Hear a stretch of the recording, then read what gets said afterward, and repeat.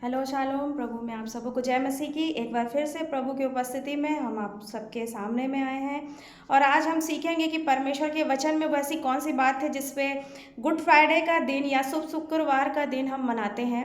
तो इस विषय में हम आज परमेश्वर के वचन को जानेंगे, परंतु इससे पहले कि हम परमेश्वर के वचन को जानें, आइए हम प्रार्थना करें और परमेश्वर के उस अद्भुत नाम को, जिस नाम से प्रभु ने हमें जीवन दिया, उस नाम को आज हम धन्यवाद देंगे।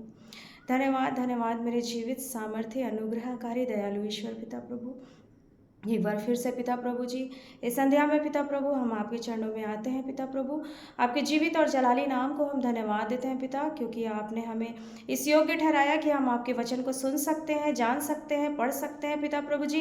क्योंकि आपके वचन में लिखा है मेरे खुदा कि जो आपके वचन को सुनता है और जो आपके वचन को मानता है प्रभु, आप उसके लिए भला काम करते हैं पिता प्रभु जी। वो आपके योग्य है पिता प्रभु जी। इसलिए पिता प्रभु जी हम आपके इस वचन को सुनने के लिए पिता प्रभु जी, समझने के लिए पिता प्रभु जी, आपके वचन में से तैयारी जो किए हैं पिता प्रभु जी, उस पर आपका अनुग्रह होने पाए। ईश्वर राजा, जो कुछ हम तैयारी किए हैं पिता प्रभु जी, वो सारे लोगों के जीवन में बढ़ जाने पाए पिता प्रभु जी। आत्मिक मन्ना से लोगों को तृप्त करना मेरे राजा। हालेलुया, ग्लोरीफाई मास्टर पिता प्रभु जी, आपके अनुग्रह और दया को मांगते हैं ईश्वर राजा। यीशु के नाम से इस प्रार्थना को मांगते हैं, आमेन। आज हम परमेश्वर के वचन में देखेंगे पहला पत्रस, उसका दूसरा आयत, यहाँ 24 से लेके 25 में यहाँ लिखा है, वह आप ही हमारे पापों को अपने देह पर लिए हुए क्रूस पर चढ़ गया, जिससे हम पापों के लिए मरकर धार्मिकता के लिए जीवन बिताएं। उसी के मार खाने से तुम चंगे हुए हो। हालेलुया। आज का वो दिन है, आज का वो समय है जिस समय में हम परमेश्वर को उस उपस्थिति में हम देखते हैं कि प्रभु हमारे लिए कोड़े खाए, हमारे लिए दुख सहा, हमारे लिए विपरीत परिस्थितियों को सहा, हमारे लिए 36-36 कोड़े खाए, हमारे लिए 7-7 इंच के उनके शरीर पे कीले ठुके और पांजर पे उसने हमारे लिए भाला को सह लिया। हमारा प्रभु इतना दयालु है और परमेश्वर के वचन में इस बात का प्रकटीकरण करता है कि वह आप ही हमारे पापों को अपनी देह पे लिए हुए क्रूस पर चढ़ गया। तो प्रभु इस वचन के अनुसार हमें ये बताना चाहते हैं कि वो वाकई में हमसे कितनी मोहब्बत करते हैं, कितना बहुत आयत से प्रेम करते हैं, क्योंकि एकमात्र प्रभु यीशु मसीह ही ऐसे हैं जो हमारे लिए प्राण को दे सके। क्या आप इस बात का थोड़ा सा भी अंदाज़ा लगा सकते हैं कि कोई भी व्यक्ति क्या हमारे लिए, क्या हमारे जीवन के लिए, क्या हमारी चंगाई के लिए, क्या हमारे छुटकारे के लिए या हमारे पापों के उद्धार के लिए, क्या हमारे लिए जान को दे सकता है? नहीं। परंतु परमेश्वर के वचन में इस बात को बताता है कि प्रभु हमारे लिए स्वयं ही उस चीज़ को क्या किए, ग्रहण किए। आगे परमेश्वर के वचन में इस बात को भी लिखता है, जिससे हम पापों के लिए मरकर धार्मिकता के लिए जीवन बिताएं। प्रभु जब क्रूस पे चढ़ाए गए तब उस समय 3 घंटे हो चुके थे प्रभु को, और 20 घंटे से उन्होंने पानी का एक बूंद भी नहीं पिया था। जरा सोचिए वो घड़ी और वो विपरीत परिस्थिति कैसे रही होगी जब प्रभु के पांजर में और जब प्रभु के हाथों में वो सारे चुभने वाली चीज़ें उनके शरीर में जब लगी होंगी, और जब वो 20-20 घंटे से पानी नहीं पिए होंगे, और जब हमें 1 सेकंड के लिए या 1 घंटे के लिए भी अगर वो पानी नहीं मिलता तो हमारे जीवन में क्या बीतती है। हालेलुया।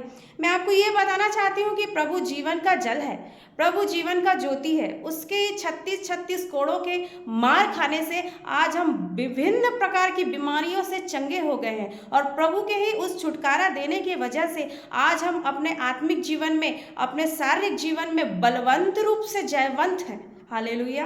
क्योंकि प्रभु का वचन इतना सामर्थ्य है, वो हमें हर एक बातों में छुटकारे को देता है। आगे परमेश्वर के वचन में लिखा है, क्योंकि तुम पहले भटकी हुई भेड़ों के समान थे। आप इस बात को समझ सकते हैं, आपने पहले भी सुना है परमेश्वर के वचन में, जब प्रभु की वो 100 भेड़े में से एक भेड़ खो गई थी तो प्रभु वो 99 को छोड़ते हुए एक अकेले उस भेड़ के लिए दौड़ा। हालेलुया। हमारा परमेश्वर वैसा ही सामर्थ्य है, वो अकेला नहीं जान पड़ता, वो हमें उस अनुग्रह के सिंहासन में लेके आने के लिए हमारे लिए उसने कोड़े खाए, हमारे लिए उसने दुख सहा और हमें ढूंढते हुए आया, क्योंकि वो जानता था कि मनुष्यों की जो चाल है वो टेढ़ी मेढ़ी सी है, और वो भटके हुए रास्तों से बचाने के लिए प्रभु अपने स्वर्ग को छोड़ के इस धरती पे आए। और यहाँ पर परमेश्वर के वचन में और भी लिखा है, पर अपने प्राणों के रखवाले और अध्यक्ष के पास लौट आए हो। हालेलुया। ये बहुत ही आश्चर्यजनक बात है कि हम परमेश्वर की निकटता में लौट आए हैं। अगर हम परमेश्वर की निकटता में लौट नहीं आते तो आज हम ऐसा स्वतंत्र रूप से जीवन व्यतीत नहीं करते। हालेलुया। और हम परमेश्वर के वचन में एक और आयत को देखेंगे, पहला कुरिन्थियों 1:18। यहाँ लिखा है, क्योंकि क्रूस की कथा नाश होने वालों के लिए मूर्खता है, परंतु हम उद्धार पाने वालों के लिए परमेश्वर की सामर्थ। क्रूस की कथा जो है नाश होने वालों के लिए मूर्खता है। जो परमेश्वर के वचन को जानते हुए भी उसकी उस सत्यता को नहीं मानते, उन लोगों के लिए क्या है, परमेश्वर का वचन जो है मूर्खतावश है। लेकिन हम जो उद्धार पाए हुए लोग हैं, हमारे लिए क्या है, परमेश्वर का वचन जो है सामर्थ का काम करता है। और यही वो सामर्थ है, यही वो पावर है। इस पावर के जरिए ही हम क्या कर पा रहे हैं, हमारे जीवन के हरेक समस्याओं का सामना कर पा रहे हैं, क्योंकि उद्धार और छुटकारा सिर्फ प्रभु यीशु मसीह में है। और वो जो उद्धार और छुटकारा प्रभु ने हमारे जीवन में दिया है वो जयवंत से भी बढ़कर है, और जो हमारे जीवन के लिए बहुत महत्वपूर्ण है। आज के समय में जो परमेश्वर के वचन को नहीं जानते हैं, उन लोगों के लिए जीवन कैसा है, उन लोगों के लिए जीवन भटकाव भरा है। और जहाँ पर परमेश्वर के वचन में ये बात को लिखा था, क्योंकि तुम पहले भटकी हुई भेड़ के समान हो। जब एक भेड़ भटक जाता है तो वो किसके तलाश में रहता है, उसे ये समझ नहीं आता कि कहाँ खाना मिल रहा है, पर वो खाने की तलाश में तो रहता है। लेकिन प्रभु हमारा जब सच्चा चरवाहा है, वो हमें जीवन देता है, जब वो हमें अच्छी बातों को, भली बातों को जब हमारे जीवन में प्रकट करता है, तो वो हमें उस भटकाव वाले रास्तों से लेके आ जाता है। तो परमेश्वर के वचन में वो सामर्थ है कि भटके हुए चीज़ों से वो हमें क्या कर सकता है, बचाता है। आगे हम परमेश्वर के वचन में ये भी देखेंगे, जब प्रभु को प्यास लगी तो प्रभु के जीवन में दो प्रकार की प्यास थी, एक आत्मिक प्यास और एक शारीरिक प्यास। एक वो शारीरिक प्यास ये थी कि शारीरिक प्यास में मनुष्य पानी को चाहता है, लेकिन जब वो 20 घंटे प्रभु जब अपने विपरीत परिस्थितियों में चल रहे थे, 20 घंटे जब वो प्यासे थे, तो उन्हें कड़वा सिरका पिलाया गया। हालेलुया। जब हमारे जीवन में ऐसी परिस्थिति आएगी, या हम बीमार हो जाते हैं, या फिर कोई भी हमारे इर्द गिर्द में जो बीमार पड़ जाता है, अगर हम उसको ऐसी कड़वी दवाइयाँ जब देंगे, तब वो व्यक्ति पीना ना चाहेगा, लेकिन प्रभु हमारे लिए उस कड़वे सिरके को पिए। दूसरी बात, जब परमेश्वर को जो आत्मिक प्यास थी, प्रभु हमारा जीवन का जल है, क्योंकि परमेश्वर के वचन में लिखा है कि प्रभु क्या है, जीवन का जल है। जैसे परमेश्वर के लिए हिरणी जो हाँफने वाला जो वचन परमेश्वर के वचन में लिखा हुआ है, जैसे हिरणी जल के लिए, वैसे ही परमेश्वर मैं तेरे लिए हाँफता हूँ। सचमुच में क्या परमेश्वर के लिए हमारी प्यास वैसी है? और भी हम परमेश्वर के वचन में देखे हैं, आप मेरे साथ में निकाल लेंगे, यशायाह 53:5। यहाँ लिखा है, परंतु वह हमारे ही अपराधों के कारण घायल किया गया, वह हमारे अधर्म के कामों के कारण कुचला गया, हमारी ही शांति के लिए उस पर ताड़ना पड़ी, कि उसके कोड़े खाने से हम लोग चंगे हो जाएं। हालेलुया। यहाँ परमेश्वर का वचन साफ बताता है कि वह हमारे अपराधों के लिए, हमारे गुनाहों के लिए क्या हो गया, घायल हो गया। हमारे अधर्म के कामों के कारण वो क्या गया, मारा गया, कुचला गया, और हमारे ही शांति के लिए उस पर कैसे पड़ी, ताड़ना पड़ी। जो आज हम शांति से अपना जो जीवन व्यतीत कर रहे हैं, ये सिर्फ प्रभु यीशु मसीह की वजह से है, क्योंकि परमेश्वर ने ये योजना बनाई थी। और ये जैसे हम भविष्यवक्ताओं की पुस्तक में पढ़ते हैं, यिर्मयाह भविष्यवक्ता, यशायाह भविष्यवक्ता, इन सब भविष्यवक्ताओं की पुस्तक में जब हम पढ़ते हैं तो हमें ये मिलता है कि ये भविष्यवाणी के वचन में पहले ही लिखा गया था कि एक राजा होगा जो क्या करेगा, अपने लोगों का उनके पापों से क्या करेगा, उद्धार करेगा। हम मत्ती के चैप्टर में भी शुरू अध्याय में हम ये देख सकते हैं, जब परमेश्वर का जन्म हुआ तो उसी समय से ये योजनाएं जो थी वो तैयार हो गई थी, और वही योजना परमेश्वर ने अपने एक लौते पुत्र को भेज के हमारे लिए प्रकट किया। यहाँ पर परमेश्वर के वचन में और भी लिखता है कि उसके कोड़े खाने से हम लोग चंगे हो गए। क्या आप इस बात का अंदाज़ा लगा सकते हैं, अगर हमें कोई एक बार मारता है तो उसका दर्द कितना होगा, लेकिन हमारा दयालु प्रभु जो है वह हमारे लिए 39 कोड़े खाए, और जिस कोड़े पे उन्होंने मार खाया उस पे खून आ जाया करता था, और जब वो लगातार से उन्हें वो मार पड़ रही थी तो वो दुख, वो दर्द, वो पीड़ा, वो सारी समस्या हमारे लिए था, हम मनुष्य जातियों के लिए था कि हम लोग बचाया जाए। इसलिए परमेश्वर ने हमारे लिए उस दुख को सहा। परमेश्वर के वचन में इस बात को भी बताता है, हम तो सबके सब भेड़ों के समान भटक गए थे, हम में से हर एक ने अपना अपना मार्ग लिया और यहोवा ने हम सबों के अधर्म का बोझ उसी पर लाद दिया। हालेलुया। क्या कोई आज के समय में किसी का पाप या किसी का बोझ उठा सकता है? बिल्कुल नहीं, ये संभव ही नहीं है। आज के समय में कोई किसी का पाप नहीं उठाता, लेकिन उस समय हमारा महान प्रभु जब क्रूस पे लटका हुआ था, हमारे लिए जब दुख सह रहा था, हमारे लिए जब हमारी उस पाप की मलिनताओं के जीवन को जब वो सह रहा था, तो वो परेशानी वो सिर्फ हमारे लिए सह रहा था, ना कि किसी और के लिए। पूरे संसार के लोगों के लिए प्रभु वहाँ पर इस विनती के साथ में उस भविष्यवक्ताओं की बातों की पुस्तक में लिखी हुई उस बातों को पूरा करने के लिए प्रभु वहाँ पर चढ़े हुए थे।